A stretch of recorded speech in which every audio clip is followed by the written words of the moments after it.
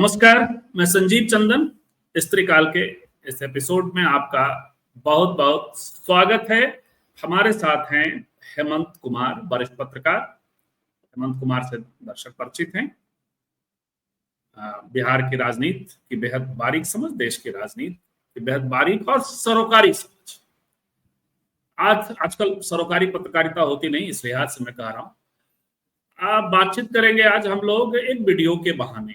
Video है दमूक नायक की founder editor के द्वारा प्रशांत किशोर के लिए गए इंटरव्यू से हम लोग बातचीत करेंगे। देखेंगे कि प्रशांत किशोर की विचारधारा क्या है। प्रशांत किशोर जब सवालों के उसमें घिरते हैं तो किस तरह से बेचैन हो। प्रशांत किशोर की इस पॉलिटिक्स को भी समझेंगे जो सवालों में भी आया है कि तेजस्वी यादव या विपक्ष पर ही क्यों हमलावर होते हैं। यदि आप चुनाव लड़ रहे हैं तो आमतौर पे चुनाव सत्ता पक्ष के खिलाफ लड़ा जाता है, विपक्ष के खिलाफ लगातार आप हमलावर दिखाई पड़ते हैं। प्रशांत किशोर की समझ कैसी है मेरिट को लेकर के, प्रशांत किशोर की समझ कैसी है जिसकी जितनी संख्या उसकी उतनी भागीदारी को लेकर के। और प्रशांत किशोर कहते हैं कि उनकी अपनी वो किसी आंदोलन में और उसमें विश्वास नहीं करता। अद्भुत है। इन्होंने ये भी कहा है मैं किसी विचारधारा में भी विश्वास नहीं करता। तो ये सब इन सारे विषयों पे हम लोग बातचीत करेंगे। साभार एक पहले वीडियो हम लोग देखते हैं, मूक नायक का है।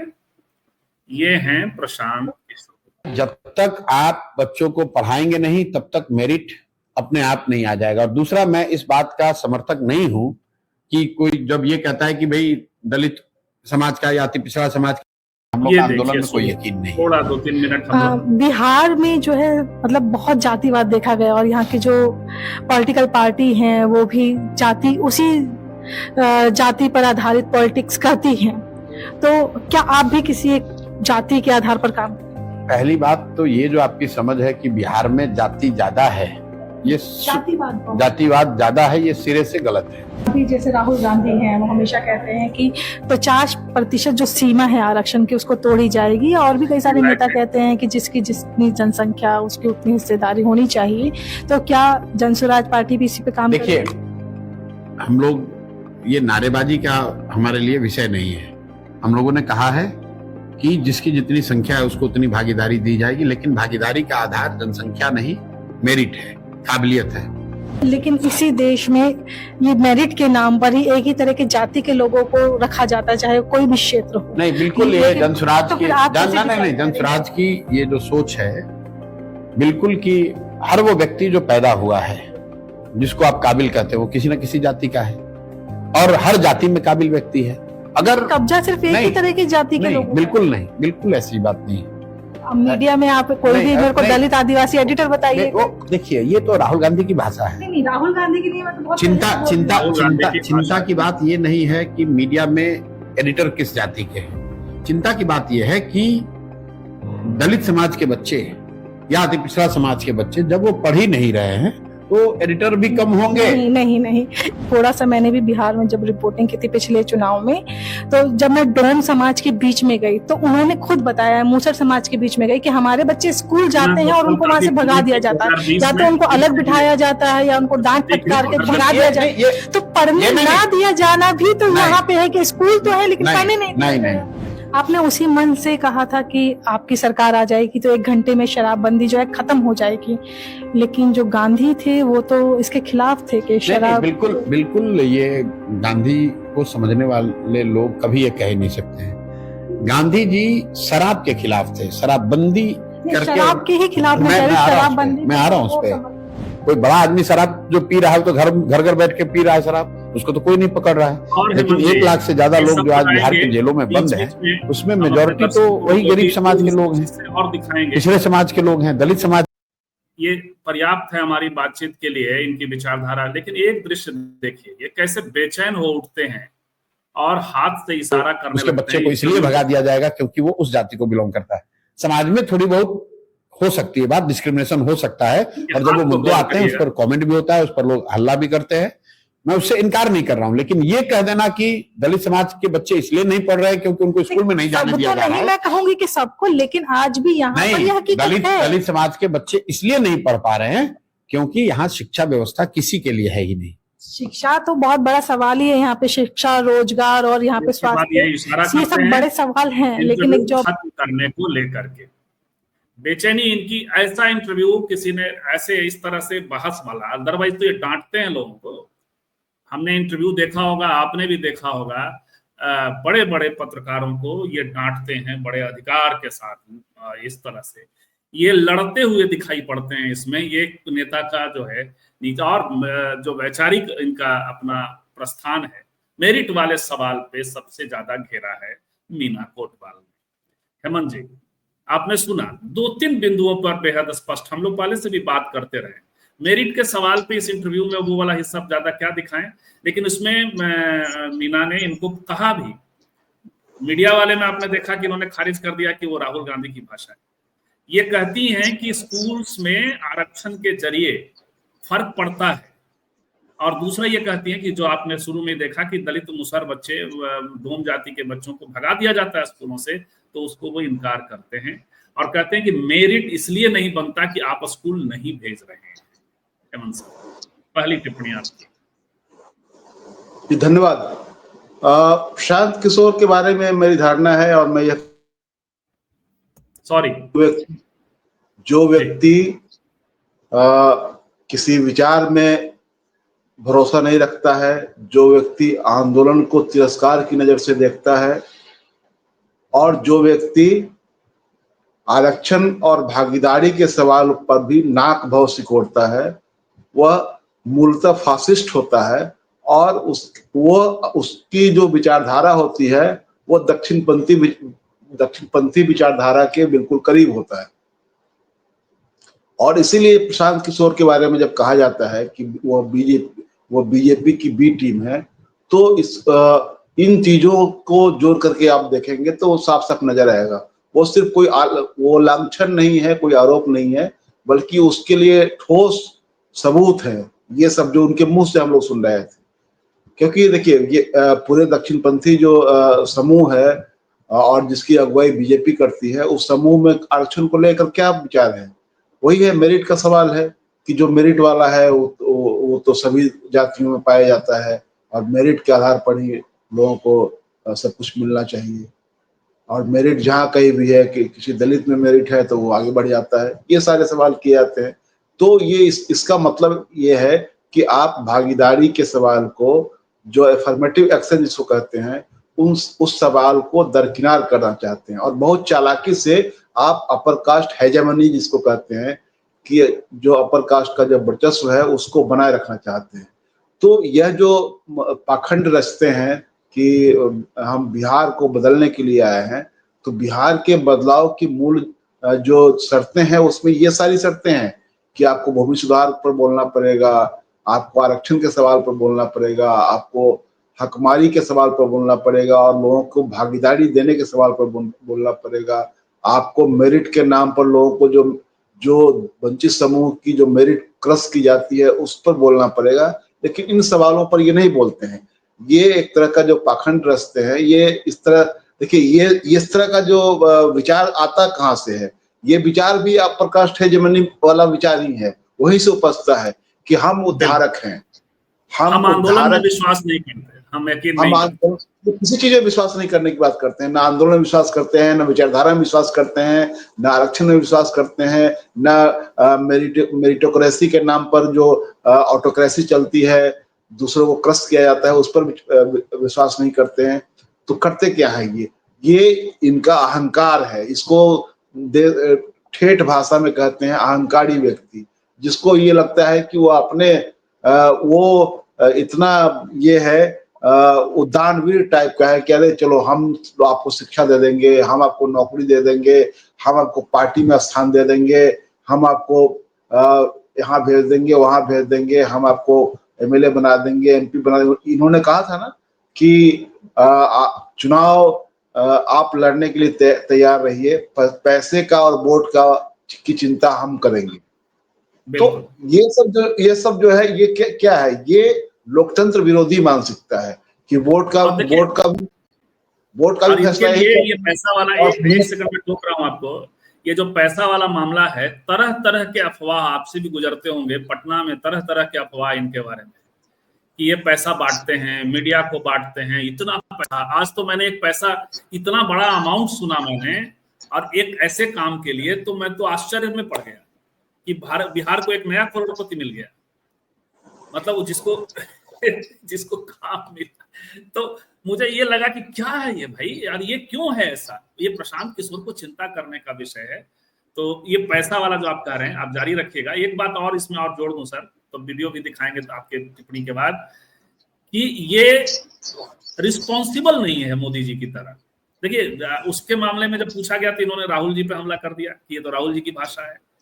ये जहानाबाद में कल बोल के आए हैं कि लालू यादव क्या तेजस्वी यादव के अलावा किसी को मुख्यमंत्री घोषित करेंगे। अरे यार, क्या बला बला बात करते हो आप जो है, आपसे जब सवाल किया जाता है तो आप कैसे बेचैन हो जाते हैं, हाथ हिलाने लगते हैं कि इंटरव्यू खत्म करो। ये स्थिति है।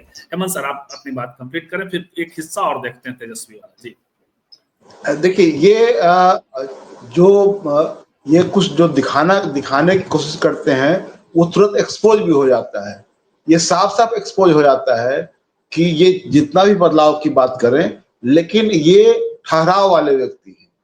ये इनकी पूरी कोशिश जो है यथास्थिति बनाए रखने की है। लेकिन ये आए क्यों है? ये आए इसलिए हैं, इनको इसलिए भेजा गया है कि एक जो क्रोनी कैपिटल के साथ, यानी कि जो दलाल पूंजी के साथ जो एक संश्रय है, खास करके जो अपर कास्ट हेजेमनी है उसका जो संश्रय है, जो दक्षिणपंथी समूह जो है उसका संश्रय है, उस संश्रय का गोल क्या है, उसका टारगेट क्या है? उसका टारगेट है कि जो सोसाइटी में बदलाव की जो चाहत है, सोसाइटी में जो बदलाव की ताकतें हैं, उन ताकतों को कमजोर करना, बदलाव की चाहत वाली जनता को दिग्भ्रमित करना, ये इनका एजेंडा है।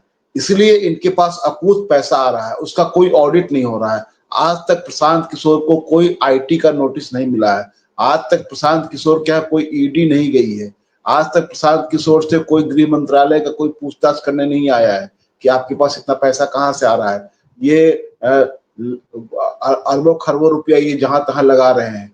जो इन्होंने पदयात्राएं की है, जो पटना में इन्होंने टेंट सिटी बनाया है, आप जाकर देख लीजिए, जो गंगा किनारे बना हुआ है, मैंने देखा है, पूरा एक गांव जैसा बसा हुआ है वो। तो ये पैसा आखिरकार कहाँ से आ रहा है? आप चंदा तो ले नहीं रहे हैं, आप 10 रुपया 20 रुपया का पर्ची तो नहीं काट रहे हैं आप, तो इतना मोटी रकम कहाँ से आ रही है? यह कह देने से काम नहीं चलेगा कि ये हमने इतनी सरकारें बनवाई हैं या हमने इतनी पार्टियों के लिए काम किया है, तो हमारे लिए कोई क्यों नहीं, कोई अगर करता है तो क्या इसमें दिक्कत है, या कोई क्यों नहीं कर सकता है? तो ये सब जो बातें हैं, ये साफ साफ है कि जो मैंने कहा कि जो बिहार में या कह लीजिए कि देश स्तर पर जो जनता के भीतर बदलाव की चाहत है, जो जनता के भीतर जो बदलाव की छटपटाहट है, और उस बदलाव को लेकर के लड़ने भिड़ने वाली जो ताकतें हैं, जो राजनीतिक ताकतें हैं, उन ताकतों को कमजोर करना और बदलाव की चाहत वाली जनता को दिग्भ्रमित करना, ये इनका एजेंडा है। और इसमें ये कर क्या रहे हैं? देखिए, जो सब लोग बहुत बार बार कहते हैं कि पॉलिटिकल बेरोजगारी भी एक बड़ी बेरोजगारी है अपने समाज की, और उस पॉलिटिकल बेरोजगारी में वह व्यक्ति बहुत अधिक माहिर हो जाता है उसका इस्तेमाल करने के लिए कि उसके पास पैसा है।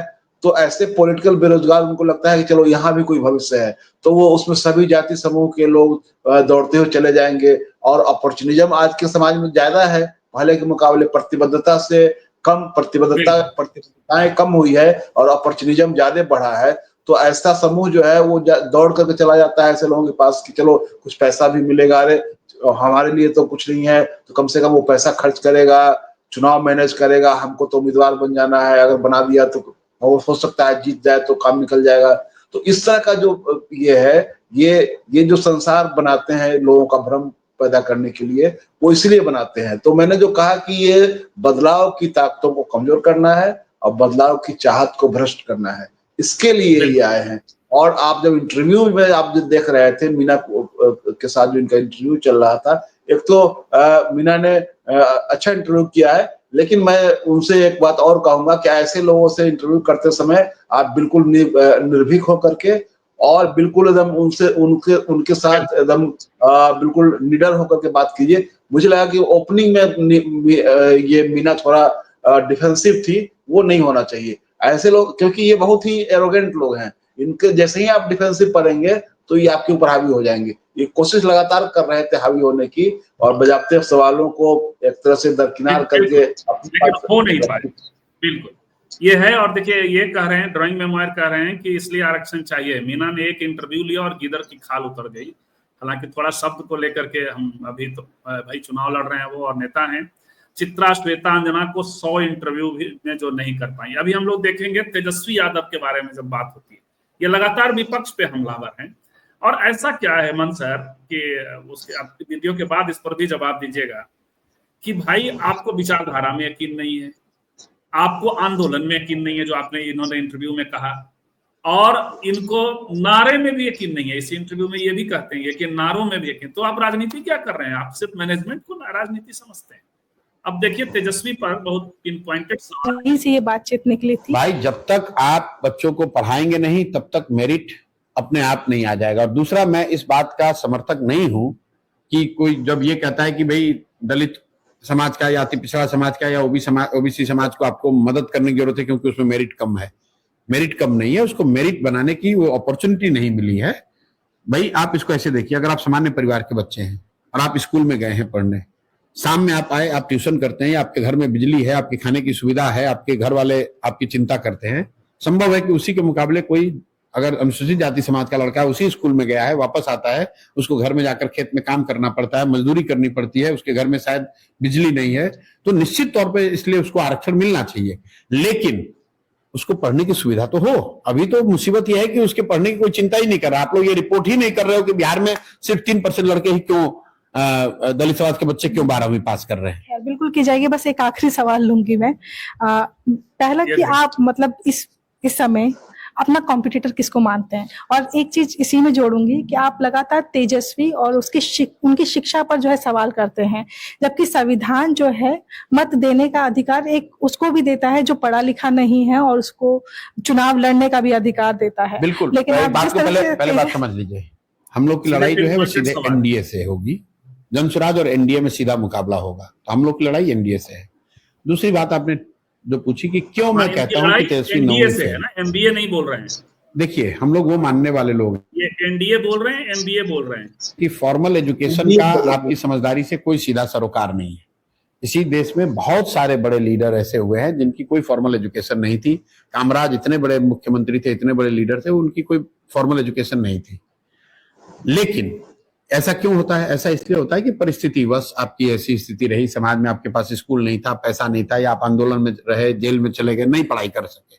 लेकिन कोई अगर मुख्यमंत्री का लड़का है जिसके माँ बाप दोनों मुख्यमंत्री हैं, जो डीपीएस आरके पुरम दिल्ली में पढ़ता है, वो व्यक्ति 9th पास न करे तो ये दिखाता है कि शिक्षा के प्रति उसकी सोच क्या है।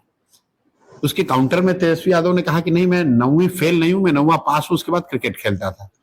भाई उसके बाद आपने क्रिकेट भी नहीं खेला। आपके पिताजी का पार्लियामेंट में आप स्टेटमेंट देख लीजिए, लालू जी ने खुद कहा कि भाई मेरा लड़का क्रिकेट कहाँ खेल रहा है, वो तो खाली उससे लोग पानी ढोवा रहा है। मान लीजिए कि आपकी ये भी बात मैं मान लेता हूं कि आप क्रिकेट खेलते थे, क्रिकेट खेलना जब छोड़ा उसके बाद आकर आप पढ़ाई कर लेते। तमाम परिवार तो ये है, ये इस तरह से पढ़ाई को खास किस्म से, और ये कहते हैं कि के कामराज की फॉर्मल एजुकेशन है। के कामराज ने कितना बड़ा बदलाव किया। ये के कामराज के टाइम में होते तो इसी तरह का अटैक करते। और ये जो दूसरा है सर कि ये कह रहे हैं कि अरे भाई वो खुद ही कह रहे हैं कि लालू जी ने कहा। लालू जी का संदर्भ क्या था? लालू जी का संदर्भ था क्रिकेट में जातिवाद को लेकर, कि हमारे जैसे मुख्यमंत्री का बेटा भी आज खेलने का चांस नहीं पा रहा है, उसको लेकर वो बोल रहे थे। दूसरी बात कि क्रिकेट से आने के बाद यदि तेजस्वी राजनीति में आ जाते हैं, भाई आप मैनेजर होकर के आप वहां चले।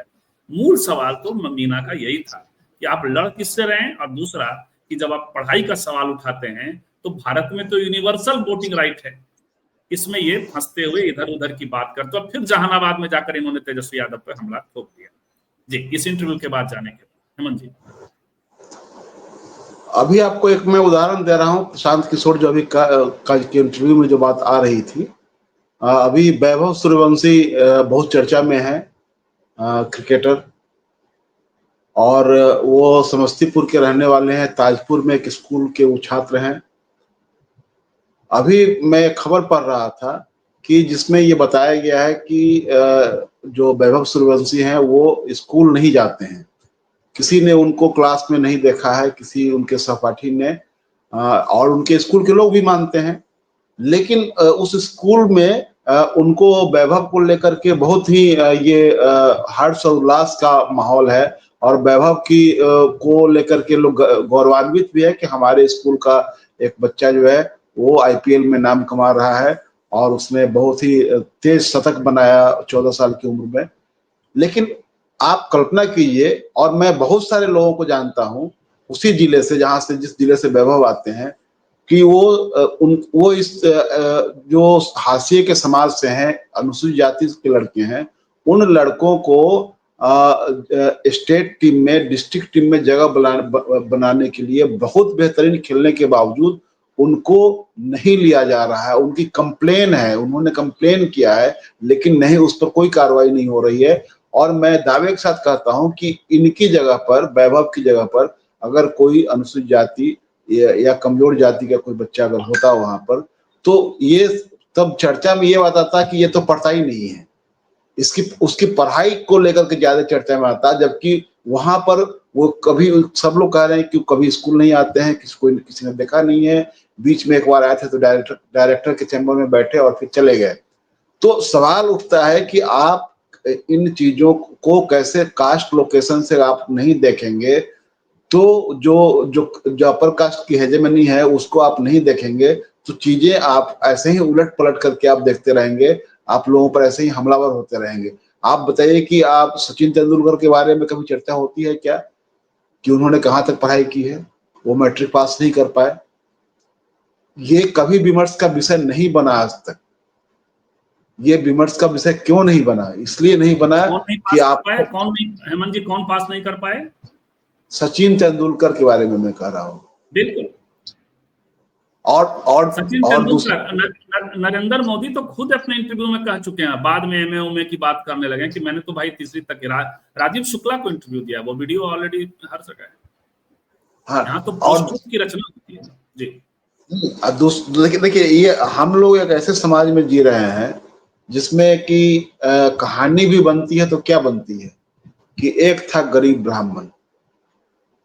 अब आप समझिए कि जिस समाज में सदियों से लोग गरीबी में पैदा होते हैं और गरीबी में ही मर जाते हैं, उस समाज में अगर गरीबी की कल्पना की गई और गरीबी पर अगर कहानी गढ़ी गई तो वह कहानी पॉपुलर हुई, एक था गरीब ब्राह्मण। तो यह कितनी बड़ी बेईमानी है, बौद्धिक बेईमानी आप इसको कह सकते हैं, कि आपको गरीबी भी दिखती है तो ब्राह्मण में दिखती है। जो सदियों से गरीबी में जी और मर रहे हैं, उनकी गरीबी दिखती ही नहीं है। इसीलिए आप जब आरक्षण की बात आती है तो आप आर्थिक आधार पर आरक्षण मांगते हैं, और बाकी लोगों के लिए, मैंने आपको लगता है कि सब तराजू में एक ही पलड़े में तोलने योग्य है, वो चाहे गरीब ब्राह्मण हो या दलित गरीब हो। तो ये कॉन्ट्रडिक्शन है। बिल्कुल जी, ये बेईमानी का नजरिया है जी। सॉरी, हाँ, दोनों टकरा गए जी, आप बोले, आप पूरा कर। मैं कह रहा हूं तक कि यह बेईमानी वाला नजरिया है। इस नजरिए से आप चीजों को आप जज नहीं कर सकते हैं, आप न्याय नहीं कर सकते हैं। एक खबर अभी मैं देख रहा हूं कि आज ही की खबर है, ये सुप्रीम कोर्ट की खबर है, और ये खबर है पंजाब से जुड़े हुए एक जज की। खबर क्या है? उपेक्षित समुदाय वाला जज बना तो ऊंचे समुदाय से बर्दाश्त नहीं हुआ। ये जस्टिस सूर्यकांत की बेंच में इस पर सुनवाई हुई है। एक जज को, एडिशनल डिस्ट्रिक्ट जज को बर्खास्त कर दिया गया, सिर्फ इस आरोप पर कि किसी ने आरोप लगाया कि इन्होंने जब वकील थे तो इन्होंने हमारे साथ ये सेक्सुअली असॉल्ट किया था हमारे साथ। बिल्कुल, रविदासी जाति से आते हैं वो, वहाँ पंजाब से। तो सुप्रीम कोर्ट को जब कहना पड़ रहा है कि उपेक्षित समुदाय वाला जज बना तो ऊंचे समुदाय से बर्दाश्त नहीं हुआ, ये सुप्रीम कोर्ट के जस्टिस का ये कहना है। ये इस कथन को आप अगर पूरे समाज में विस्तारित करके देखेंगे तब चीजें समझ में आएंगी कि कैसे अपर कास्ट हेजेमनी काम करती है और कैसे जातिवाद होता है और उसका शिकार कैसे लोगों को बनाया जाता है। लेकिन प्रशांत किशोर को इन सब चीजों से कोई लेना देना नहीं है।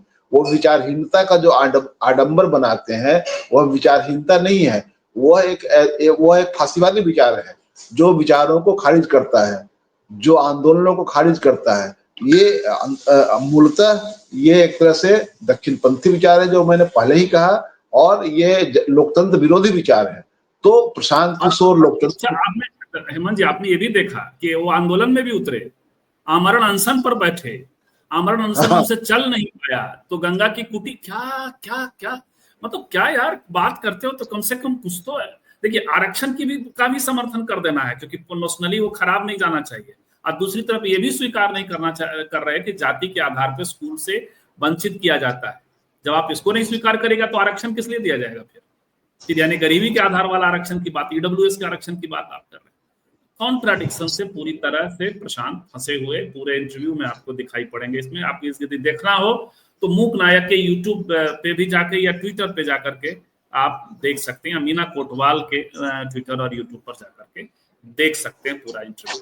लेकिन हेमंत जी कहते हैं कि ये एनडीए से लड़ेंगे, इन्होंने कहा, लेकिन लड़ तो एनडीए से नहीं रहे ना, लड़ तो ये जी अनम्यूट कर दीजिए। कुछ कह रहा है, क्या कह रहे थे? ये कहते हैं कि हम एनडीए से लड़ रहे हैं, लेकिन लड़ तो एनडीए से नहीं रहे हैं, लड़ रहे हैं ये तेजस्वी यादव से, जिस तेजस्वी यादव के लिए 2015 में इन्होंने वोट मांगा है, नारा गढ़ा है। नारा गढ़ने में भी मास्टर है, कहते नारों में यकीन नहीं है। देखिए, सबसे बड़ी बात यह है कि जो मैं बार बार कह रहा हूं कि इनका पाखंड जो है हर रोज बेपर्द होता है।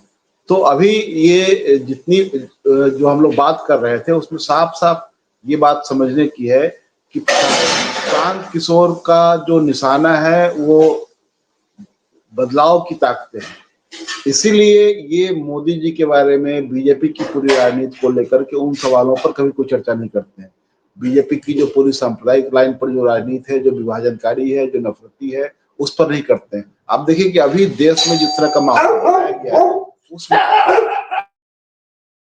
माहौल में मुझे लगता है कि उसको चुप करा लीजिए, तब तक मैं जरा साइरस साहब को एड्रेस करूं। लगातार बम्बार्डिंग किए जा रहे हैं, लेकिन एक अच्छा है, चलिए आप अजीत द्विवेदी जी की प्रशंसा तो कर रहे हैं, अब हम लोगों में लड़वाइए मत। अजीत द्विवेदी तुम लोगों से बेहतर पत्रकार है, कम से कम किसी की दलाली नहीं करता। चलिए कोई बात नहीं, दलाली का जो प्रसंग है वो नजरिया अपना अपना होता है कि कौन किसकी दलाली कर रहा है।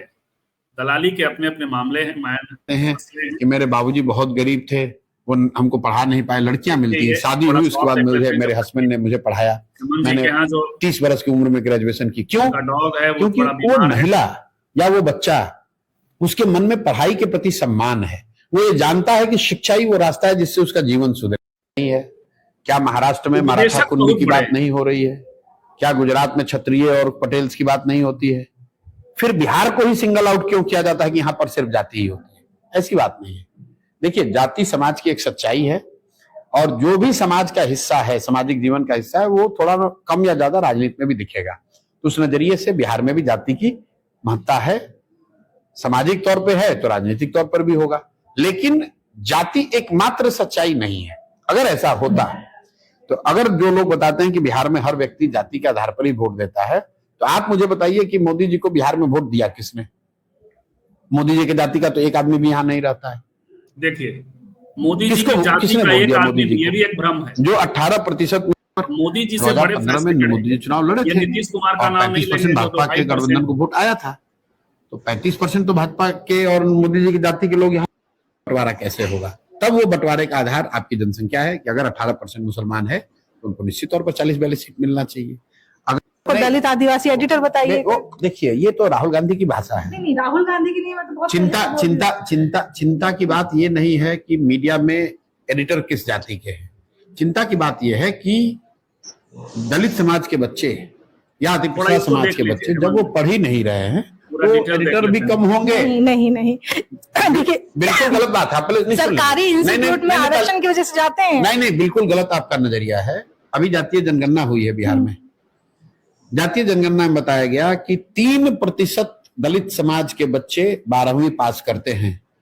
अब आप मुझे बताइए कि आरक्षण लागू कर दीजिए या कोई मेजर लगा दीजिए, कौन सी ऐसी नौकरी है जहां 12वीं पास न किए हुए व्यक्ति को जगह मिल जाएगी? तो जब आप लोग मूल नहीं पकड़ के नाराबाजी करने वाली बात कि इसमें कैसे आप भागीदारी बढ़ा देंगे, जब आपके बच्चे पढ़ेंगे नहीं, जब समाज का एक वर्ग का बच्चा पढ़ेगा नहीं, इसी बिहार में सामान्य वर्ग के 15% नहीं, अब पढ़ने नहीं दिया जाएगा। हाँ, पढ़ने नहीं दिया जाएगा तो पढ़ने नहीं दिया जाएगा तो फिर वो मेरिट मतलब कैसे? नहीं, पढ़ने नहीं दिया जाने के क्या वजह है? पढ़ने नहीं दिया जाना ऐसा तो है नहीं कि कोई कानून बना के कहा जा रहा है कि स्कूल है और वहां नहीं पढ़ने दिया जा रहा है। पढ़ने नहीं दिए जाने के पीछे की ये वजह यह है कि जहां पर दलित समाज के बच्चे हैं, अति पिछड़े समाज के बच्चे, वहां अच्छे स्कूल नहीं है और उन समाज के पास इतना पैसा साधन है नहीं कि वो अपने बच्चों को प्राइवेट स्कूल में पढ़ाएं।